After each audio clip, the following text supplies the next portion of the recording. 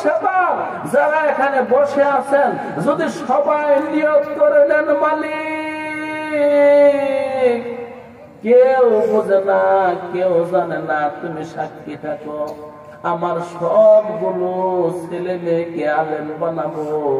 এই আজমের উপর যদি, এই নিয়তের উপর যদি আপনি মরে যান, আপনার সবগুলো সন্তান আলেম হোক বা না হোক, কিন্তু কাল কিয়ামতের মাঠে দেখবেন আপনি আলেমদের বাপেরা যেখানে দাঁড়াবে ওই শাড়িতে আপনাকে দাঁড় করাইয়া দিবে।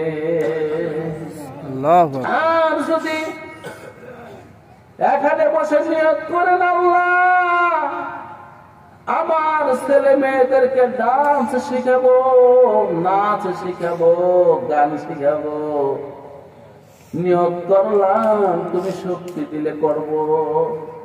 এখন আপনার ছেলে মেয়ে নাচ গান শিখতে পারো আর না পারো, কিন্তু আমল নামার মধ্যে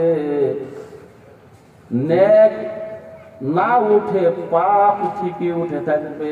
কাল কিয়ামতের মাঠে আল্লাহ রাব্বুল আলামিন আপনার হিসাব ঠিকই নিবে, বিচার ঠিকই করবে। তুই নিয়ত করেছিলি অতএব এতগুলো পাপ আমি দিয়ে দিলাম। তোর ছেলে সিঙ্গার হলে, তোর ছেলে শিল্পী হলে, গান গাইলে 100 বছর যা পাপ হতো আমি তোদের তা দিয়ে দিলাম। আলিমুন বিদাতি সুদূর,